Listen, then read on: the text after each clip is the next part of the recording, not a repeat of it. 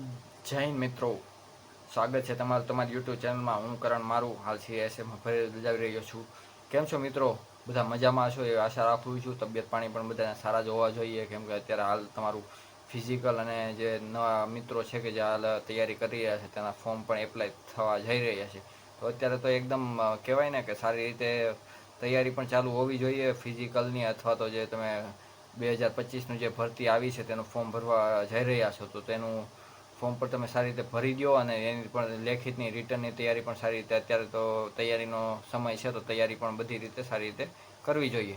તો આજનો વિડીયો આપણો છે કે જે મિત્રો 2024ની ભરતી આપણી SSC GDની છે, કે જેનો આજથી તમને ન ખબર હોય તો કહી દઉં કે તમારું જે ફિઝિકલ તમારું જે 23 તારીખથી શરૂ થવાનું હતું, 23 સપ્ટેમ્બરથી, તો તેનું જે એડમિટ કાર્ડ છે તે પણ આઉટ થઈ ચૂક્યું છે. એટલા માટે, એટલે કે તમારું જે એડમિટ કાર્ડ જે તમે દોડવા જવાના છો તો તેનું એડમિટ કાર્ડ પણ હાલ બહાર પડી ગયું છે. તો તમે જે મિત્રો જે ફિઝિકલ દેવાના છો તો તે મિત્રો પોતાનું જે ફિઝિકલનું એડમિટ કાર્ડ છે તે એકવાર જોઈ લેજો કે કઈ તારીખે તમારે ફિઝિકલ દેવા જવાનું છે, કયા સેન્ટરે દેવા જવાનું છે, કેટલું આઘું છે, ને પોતાનો જે રોડ મેપ હોય કે કઈ જગ્યાએ છે તો તમને ખબર પણ પડી જશે. અને કેટલા દિવસ બાકી છે, કે મારે આ તારીખે છે તો મારે આટલા દિવસ બાકી રહી છે, તો તમને તે માહિતી મળી જાય એટલે સારી રીતે તમે પ્રિપેર થઈ જાઓ કે મારે 10, 15, 20 દિવસ કે 1 મહિનો બાકી છે રનિંગ કરવા જવાનું, તો તમને સારી રીતે ખબર પડે કે બસ આપણે તૈયારી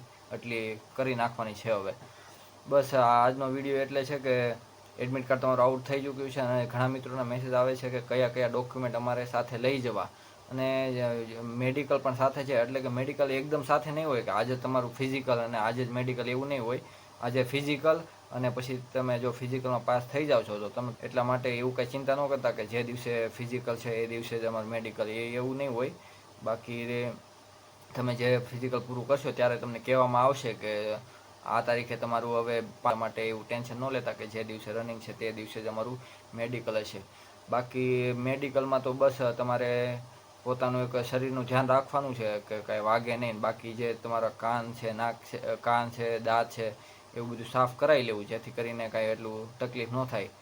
અને બાકી તો કાંઈ એવું ટેન્શન લેવાનું નહીં, કેમ કે જે તમે મહેનત જો કરેલી હોય તો બાકી તમને સફળતા મળવાની છે. અને બાકી એવું કાંઈ ટેન્શન આપણે મિત્રોને કંઈ લેવાનું છે નહીં. કાંઈ એવું કંઈ તમને તકલીફ હોય તો મને વોટ્સઅપ નંબર આપણો જે આપેલો છે, અને ઘણા મિત્રોને વોટ્સઅપમાં મેસેજ કરેલો છે, અને તેને કાંઈ મૂંઝવણ હોય છે તો આપણે મારો કોલિંગ નંબર પણ કે જેમાં વાત રૂબરૂ કરી શકે એ પણ આપેલો છે. તો તેમાં મને કોન્ટેક કરજો. તો જો વાત કરવી હશે તો મારો કોલિંગ નંબર પણ આપીશ, જેથી કરીને કોઈ તમને મૂંઝવણ ન રહે. તો આજનો વિડીયો આપણો એટલો હતો કે કયા કયા ડોક્યુમેન્ટ સાથે લઈ જવા, કઈ રીતે તૈયારી કરીને જવી, જેથી કરીને આપણે અહીંયા કોઈ મૂંઝવણ ન પડે અને કાંઈ તકલીફ ન પડે. તો આજનો જો આ ફોટો પણ અહીં સાઈડમાં મૂકી દઉં છું, ને એ જ તમને હું કહી દઉં છું શું શું લઈ જવું. એક તો તમારે જે તમારું એડમિટ કાર્ડ નીકળ્યું છે જે હોલ ટિકિટ રનિંગ કરવા જવાની, એની 2 કોપી કરાવી લેવાની, જેથી કરીને કે એક કોપીને કાંઈ થયું હોય, કાંઈ ફાટી ગયું હોય અથવા તો કાંઈ ખોવાઈ ગયું હોય તો તમારે બે કોપી કરાવેલી હોય તો કાંઈ વાંધો ના આવે. ને એવી આશાએ ન જતા કે ત્યાં જઈને આપણે કરાવી લઈશું, કે ત્યાં જઈને આપણે મળી જશે, કાંઈ કોઈ કઢાવી દેશે. ત્યાં કોઈ એવી સુવિધા હોતી નથી. તમને પછી હેરાન થવાનો સમય આવે, એટલે એની કરતાં તો તમારે 2 કોપી, 2 કે 3 કોપી એડમિટ કાર્ડની કઢાવીને સાથે લઈ જવી, જેથી કરીને કાંઈ હેરાન થવાનું અથવા તો કોઈની આશાએ આપણે રહેવું નહીં. પછી 2 એડમિટ કાર્ડ થઈ ગયા. પછી છે સાથે એક ID પ્રૂફ, એટલે કે આધાર કાર્ડ. જો આધાર કાર્ડ અપડેટ કરાવી નાખ્યું હોય તો આધાર કાર્ડ, અથવા તો ડ્રાઇવિંગ લાઇસન્સ, અથવા તો જે વોટર ID હોય છે જે એ તમારે લઈ જવું. તો ત્રણેયમાંથી કોઈ પણ એક વસ્તુ, મારું માનો તો બસ આધાર કાર્ડ એક સારી રીતે અપડેટ કરાવેલું હોય તો તમારે બધું ચાલી જશે. બાકી પછી જો તમે ફોર્મ જ્યારે તમે ભર્યું હતું તો ફોર્મ જે અથવા તો 10માની તમે બેઝ ઉપર ભર્યું હોય તો 10માની માર્કશીટ અને 10માનું સર્ટિફિકેટ. જો 12માની બેઝ ઉપર ભર્યું હોય તો 10મા 12માની બંનેની માર્કશીટ અને બંનેના સર્ટિફિકેટ, અને બસ 12મા સુધી એટલું. અને જો ગ્રેજ્યુએશન ઉપર ભરેલું હોય તો ત્રણેયનું, 10માનું, 12માનું અને ગ્રેજ્યુએશનનું, ત્રણેયનું તમારે ડોક્યુમેન્ટ લઈ જવા, અહીંયા બતાવવા પડશે કે હું આટલો મેં ફોર્મ ભરતી વખતે આ નાખેલું છે તો મેં આ એના ડોક્યુમેન્ટ. બસ બાકી પછી એક ડોમિસાઇલ આવશે કે જેમાં મૂળ નિવાસી, હું ગુજરાતનો રહેવાસી છું તો આ એનું ડોક્યુમેન્ટ. એટલે ઘણા ફ્રોડ પણ થાય છે કે આ રહેતા હોય યુપીમાં ને એમાં, ને ફોર્મ ભરી દે ગુજરાતમાંથી અને પાસ પણ થઈ જતા હોય છે. તો તેનું ડોમિસાઇલ ઉપરથી ખબર પડી જાય કે તે યુપીનો છે અથવા ગુજરાતનો, કેમ કે જે 10 કે 20 વર્ષ ઉપર જે ગુજરાતમાં રહેતા હોય તેનું ડોમિસાઇલ નીકળતું હોય છે. તો તો બસ ડોમિસાઇલ એક કઢાવી જ નાખવું સારી રીતે, કે જે તમારે આજીવન ચાલે છે. ડોમિસાઇલની એવી કોઈ ડેટ હોતી નથી કે 3 કે 5 વર્ષ ચાલે એમ. એટલે ડોમિસાઇલ કઢાવી લો એટલે તમારે આજીવન ચાલશે. બાકી પછી કાસ્ટ સર્ટિફિકેટ હોય છે કે જનરલવાળાને નથી હોતું કાસ્ટ સર્ટિફિકેટ, બાકી SC ST EWS OBC ને બધાને કાસ્ટ સર્ટિફિકેટ હોય છે. તો કાસ્ટ સર્ટિફિકેટ ઇંગ્લિશમાં કઢાવી લેવું, જેથી કરીને ઇંગ્લિશમાં કઢાવેલું હોય તો ત્યાં જે ઇંગ્લિશમાં જ ચાલે છે કે ગુજરાતીમાં, કેમ કે ત્યાં કોઈ હિન્દી ભાષી બધા સાહેબો હોય છે તો અહીંયા હિન્દી ચલાવતા ગુજરાતી ચલાવતાય નથી.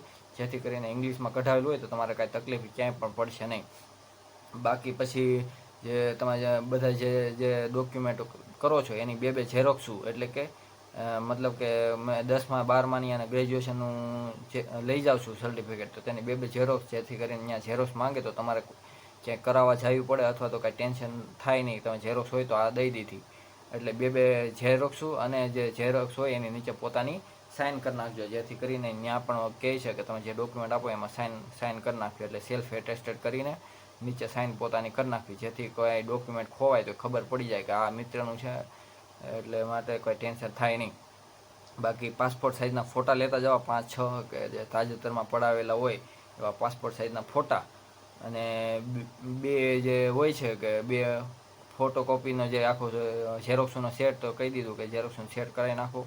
અને ત્યાં તમારે જાઓ ત્યારે અંગૂઠા એવું બધું સાફ રાખવું, જેથી કરીને ત્યાં તમને ફિંગરપ્રિન્ટ, જેમ તમે લેખિતમાં દેવા ગયા હતા લેખિત પરીક્ષા, ત્યાં તમારે કેમ ફિંગરપ્રિન્ટ લેવડાવી હતી એવી રીતે તમને ત્યાં ફિંગરપ્રિન્ટ લેવડાવશે. તો ફિંગરપ્રિન્ટ તમારે એકદમ સાફ હોય તો તમારે વાંધો નહીં આવે. નકર તો એવું થશે કે ફિંગરપ્રિન્ટ મેચ ન થતી હોય તો પછી તમે વેઇટિંગ લિસ્ટમાં પણ તમારું નામ વયું જાય છે, અને જે જોઈનિંગ બધું તમે પાસ કરી નાખો તોય તમારું વેઇટિંગ લિસ્ટમાં જ નામ હોય છે. તમને ઓર્ડર મળતો નથી. 6-6 મહિના 8-8 મહિના તમારું વેરિફિકેશન થાય ને બહુ હેરાનગતિ પણ બહુ વધારે થાય છે. જેથી કરીને અત્યારથી જ આપણે ધ્યાન રાખો તો આગળ જતાં કાંઈ એવી મુશ્કેલી પડે નહીં. બાકી જો NCC તમે સર્ટિફિકેટ ફોર્મ ભરતી વખતે આપેલું હોય અને તમને એના માર્ક પણ જો મળેલા હોય તો NCC સર્ટિફિકેટમાં જે સર્ટિફિકેટ તમે એમાં દર્શાવેલું હોય A B C, તો એ સર્ટિફિકેટ પણ હારે લઈ જવું, જેથી કરીને કાંઈ આપણે ચિંતા જેવું થાય નહીં અને કાંઈ તકલીફ પડે નહીં. બસ અત્યારે તો ફિઝિકલમાં બસ એટલું લઈ જવું જ, અને સાથે તમારે 2 પેન, પેન્સિલ, રબર અને જે ફોટો ચોંટાડવા માટે ફેવિસ્ટિક આવે એ, બસ એટલું, ને સ્ટેપલર, એટલી વસ્તુ ખુદની લઈને જવાની. કોઈને આશાએ આપણે રહેવું નહીં કે ભાઈ કોઈ બીજો આપે અને હું લઈને જાઉં ને, એટલે માટે કે ત્યાં કોઈ તકલીફ ન પડે. જો ખુદની વસ્તુ હોય તો આપણે કોઈને માંગવી નહીં, કોઈને ઓળખતા હોય કે ન ઓળખતા હોય. આપણે જો ખુદની વસ્તુ આપણી પાસે હોય તો કાંઈ તકલીફ પડે નહીં. બસ એટલી વસ્તુ લઈ જવી. બાકી તો બસ એડમિટ કાર્ડ ને બધું જે તમને કીધું એ સારી રીતે પ્રિન્ટ કરાવીને લઈ જવું, અને પોતાની રીતે એકદમ મક્કમ થઈને જવું. જો તમે તૈયારી કરી હશે તો સારી રીતે મહેનત પણ આપણે કરેલી હોય તો રિઝલ્ટ પણ સારું જ મળે, અને એમાં કંઈ ગભરાવાની જરૂર નથી. કેમ કે ગભરાએ કાંઈ થતું નથી, સામું ડિમોટિવેટ થવાનું અને રિઝલ્ટ પણ ખરાબ આવે છે. જેથી એકદમ કોન્ફિડન્સ કે આપણે જે મહેનત કરેલી છે તો પ્રેરણા પણ સારું જ મળશે.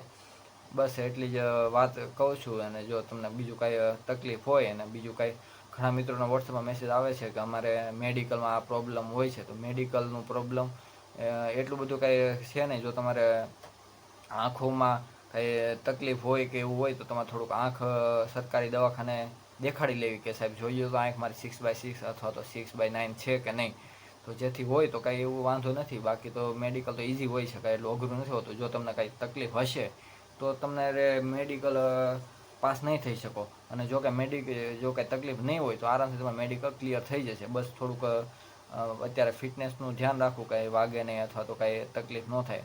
બસ બાકી તો કાંઈ ઓપરેશન ને એવું કંઈક કરાવેલું હોય તો અત્યારે, જો હાલમાં કરાવેલું હોય તો થોડુંક રિકવરી થઈ જાય પછી વાંધો નહીં આવે. બાકી જો પહેલાં કરાવેલું હોય તો એનું કાંઈ તકલીફ જેવું છે નહીં, કેમ કે પહેલાં કરાવેલું હોય તો ઓપરેશન સાજું પણ થઈ ગયેલું હોય છે.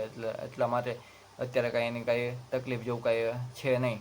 બસ બાકી મહેનત કરતા રહો. થોડાક દિવસ, ગણતરીના દિવસો બાકી છે, એવું કાંઈ ટેન્શન આપણે લેવાનું નથી. બસ મહેનત, પોતાની જાતને સારી રીતે વફાદારીથી મહેનત કરતા રહો, અને પોતાનું અને પોતાના મમ્મી પપ્પાનું અને પોતાની તબિયતનું પણ સારી રીતે ધ્યાન રાખો. અને જો મહેનત કરતા રહેશો તો તમને સફળતા પણ જરૂર મળશે, તમારું રિઝલ્ટ પણ સારું આવશે.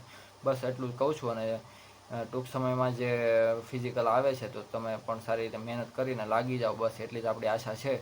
બીજું કાંઈ જો તકલીફ હોય અને બીજું કાંઈ તમારે જો પ્રશ્ન હોય તો મને વોટ્સઅપમાં મેસેજ કરજો, તો આપણે તમને જવાબ આપશું અને આગળના વિડીયોમાં મળશું. તો ત્યાં સુધી જય હિન્દ. મને રજા આપશો, બાકી મળશું આગળ. ચાલો, ત્યાં સુધી જય હિન્દ, જય ભારત.